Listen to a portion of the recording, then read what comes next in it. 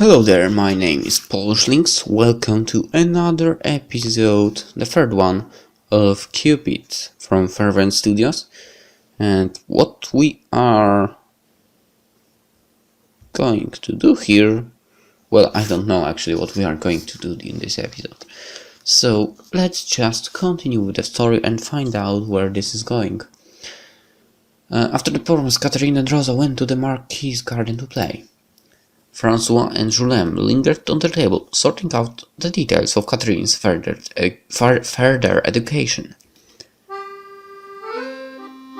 Hello! Emily Perrette wandered about the crowd, searching for a familiar face.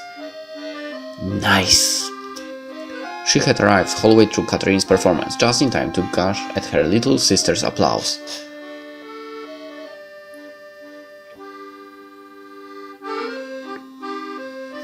Okay, if that guy is a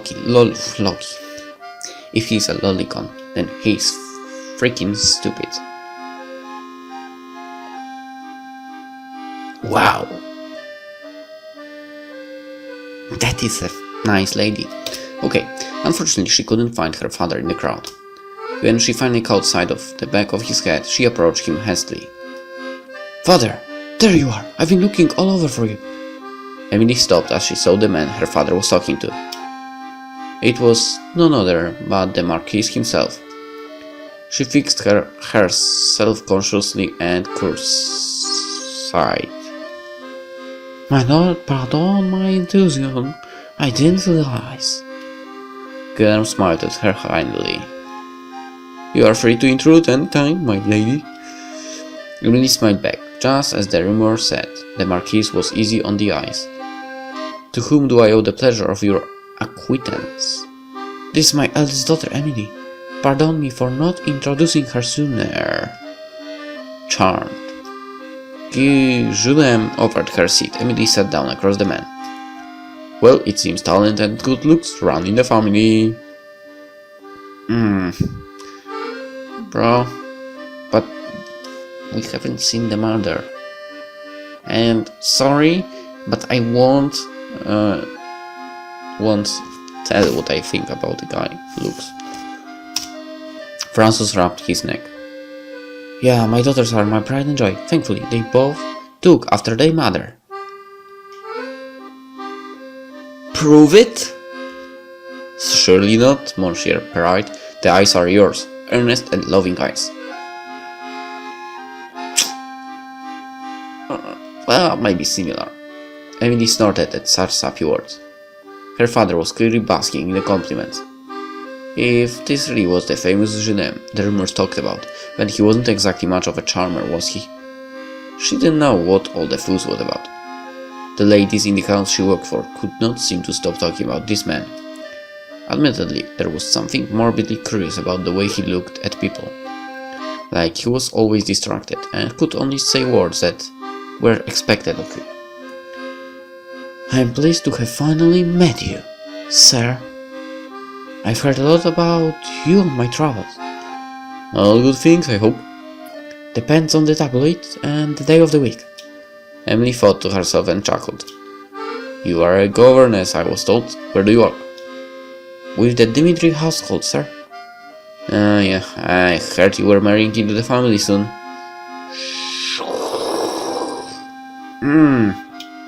Oh, father, I told you not to tell anybody yet. I didn't, but you know how people talk. Word travel fast. Pardon the commandant, my lady. Please. Your betrothed is a lucky man, I'm sure. The conversation endured through the afternoon. Okay, but let's return to the main character, please. Small talk, musical composers per little town. Catherine's musical background, Francois' students, Emily's work. Okay, but what about Rosa? Emily played with her napkin, offering droll opinions on the particularly droll topics. All throughout the exchange, Emily observed the infamous Marquis de Gaulle. This was him? The audacious, shameless flirt of the royal court and tabloids? According to rumors, he was able to bed both the widow Countess of Devonshire and her daughter at the same time. Okay, and even had a tumultuous relationship with the Prince of Garnet. Hopefully... Wait, what? With the Prince? Now that's bad. That's... weird. Bro, seriously, keep to one thanks. If you want to keep up with women, keep with women. If with men, then with men. Why? He didn't limit himself to reality, or so the tabloid said. His latest fling was with an English poet, who, they say, almost killed him when he was caught with another man.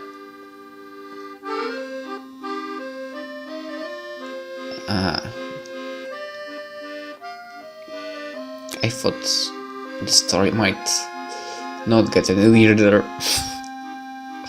Or woman. Well, what? Okay. At this point, who knew what was real and what was blatant lie made up by the newspapers? She had looked forward to meeting him. And here he was, finally, talking about sampling the new baker's creme brulee. She couldn't say she was disappointed exactly, but the Marquis was a depressingly normal man. Maybe even boring, Emily ventured.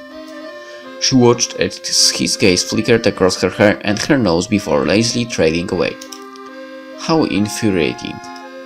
She wondered if he would suddenly say something coy, or insist to dance with her. Just something outrageous. Honestly, so she could shoot him down. This man whom everyone was interested in. That would be a small victory for reasonable women everywhere. But the Marquis was nothing but polite. He did not ogle. He did not touch unnecessarily. No audacious gestures or suggestive winks of the eye. He would not even look at her for more than 2 seconds. Maybe she was not pretty enough to flirt with. Okay, with that I can't agree. Emily bit her lip. She shouldn't be thinking that. But there were also times that he would quietly look into her eyes when the conversation lulled. When the words spoken were without meaning, their eyes would converse further. To Emily, he'd started to look lonely underneath the facade of caprice. He seemed tired of all the gallivanting, the rumors and the numerous flings. We are all a little lonely, aren't we? Perhaps even he. He invited the family over to his chateau and commented on how empty the building felt sometimes. Music was his guilty pleasure. It got him through the cold nights, he said with a sad grin. How he wouldn't mind a warm soul to touch. And before she could stop herself, Emily had begun to imagine his lips on her neck.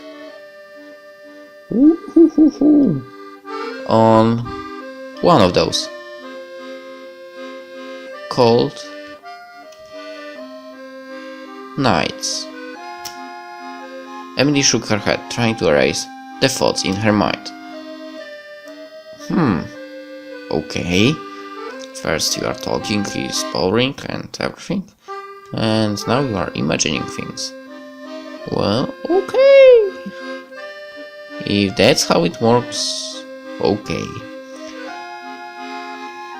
They were having a perfectly mundane conversation. She didn't know where those thoughts came from. Fortunately, her father didn't seem to notice. Music and loneliness struck a nerve with François Paris. He had immersed himself in the music tutoring his students at Catherine ever since his wife had gotten sick. It had been 6 years. But sometimes the nights were cold. For François, the Marquis was speaking to his soul. He was a kindred spirit. He wasn't a pompous snowball like all the other royalty Catherine had played for. The Marquis even had a wine collection he wanted to show François. Such a down-to-earth, generous young man. Emily, your face is flushed. Are you alright? Huh? I'm fine, just the sun, probably. This was not true, of course. The afternoon sun had already lost most of its heat. Thankfully, Catherine provided a distraction. She ran towards their little huddle and flung her arms around her father's torso, chattering happily about gardens and butterflies. A young ragged girl followed behind her. Emily wasn't sure how old the girl was. Her dirty blonde hair hid the left side of her face. You could just see faint traces of scars peeking through. I don't see anything. A surge of motherly affection caught hold of her heart. Hello there, young lady. The girl looked down at her toes, but she gave her a shy smile. I see you've made a crown of flowers. You look very pretty. Thank you, madame. Catherine gave it to me. Sister, this is Rosa. She's really nice. She knows the name of all the flowers in Sir Gilly's garden. Catherine, there you go again with your silly names. Sister, help me convince Papa to let Rosa stay with us. Catherine? Papa, please let her stay with us. She doesn't have anywhere to go. What? No, Catherine, that is not very nice. Rosa here is a girl. She is not a kitten you can just pluck from the street and take home, like you always do with stray animals. Yeah. Goodness knows we have all the stray cats of France living in our house. Yeah, I know she's not a kitten. I know she's a girl. But shouldn't we take her home even more so? Francois sighed. Julien chuckled under his breath. He was clearly enjoying this exchange. Your daughter sure has some very unique views, Sir Prit.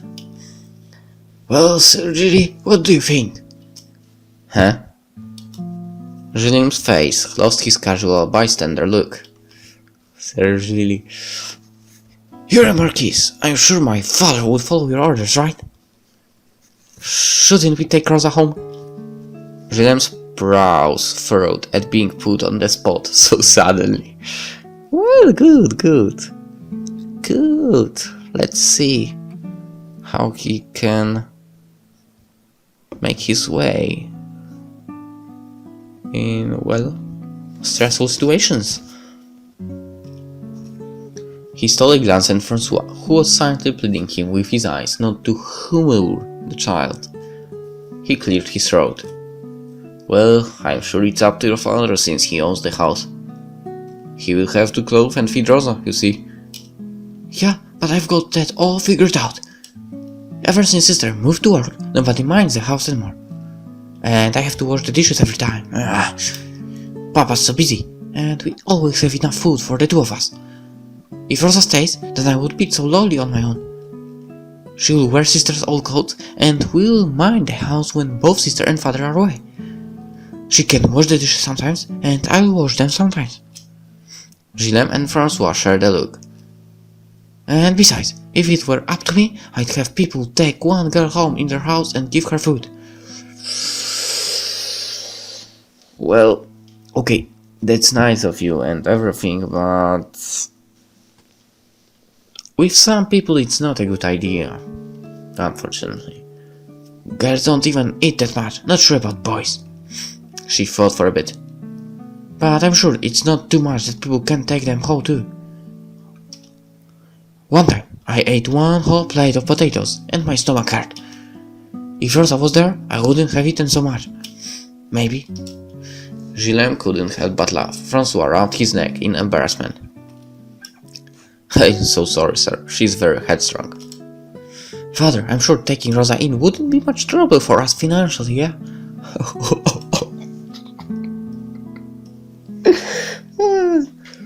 Well, two sisters ganged up against father. Let's see where this is going. My new work pays better. I'm sure we can adjust. Well, about that. Perhaps if Rosa works in my household, it wouldn't be much of a burden to the family, Sir Perit. Hey? Sir Gilly is great. You are truly a kind soul, sir. Not at all. I'm sure I need help. her help more than she needs mine. Isn't it right, Rosa? In that case, I would love to offer my home to Rosa. Although I'm still worried that this is supposed to be more complicated, sir. What about her family or her friends? Are we violating any laws, perhaps? I'm not even sure. As long as it is consensual, sir, the details can be smoothed out later. The girl was quiet the whole time. She was looking at her toes. Or at Catherine. Rosa, do you have any family, relatives, or friends you stay with? No, sir. My mother died a long time ago, but she guides me always. So please don't be compelled to mind me. No, don't go back to the streets, Rosa. It's September. It's going to be really cold soon. Silly Kitty, we'll even give you work. Stay with us. But Catherine, Francois sighed in surrender. Alright, she can stay for the night. Eh? Papa! Just for tonight, then we'll see if she wants to stay for longer.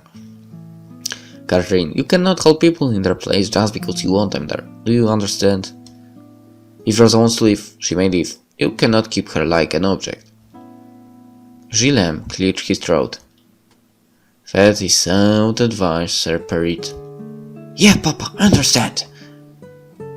Rosa, please make yourself comfortable in our home. Thank you. Papa is the best! Catherine turned to Gillem again. Seriously? Don't you think if everyone with a house takes one person home, nobody would freeze in winter? You should make it into a law. They will obey you because you are a marquise. And because you are tall. So people obey my orders because I am tall. What a compliment. Well, you are taller than my papa. At least, you will never be a marquise. Francois pulled on his daughter's ear with embarrassment. Catherine, mind your manners. I'm sorry, sir. Gillem shook his head, his eyes trading over the Perrit family.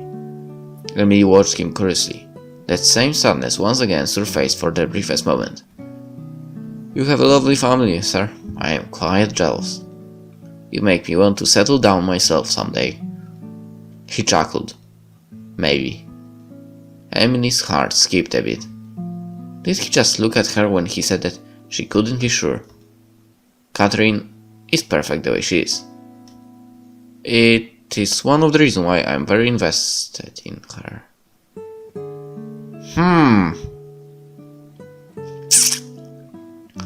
Lolicon confirmed?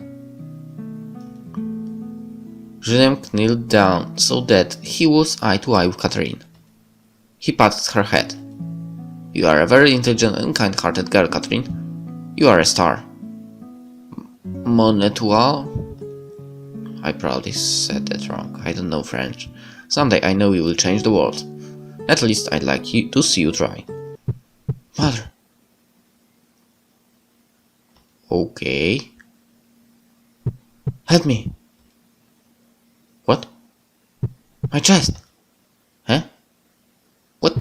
I can't breathe. What? No. What? What the Catherine? What the fuck? What? The fuck?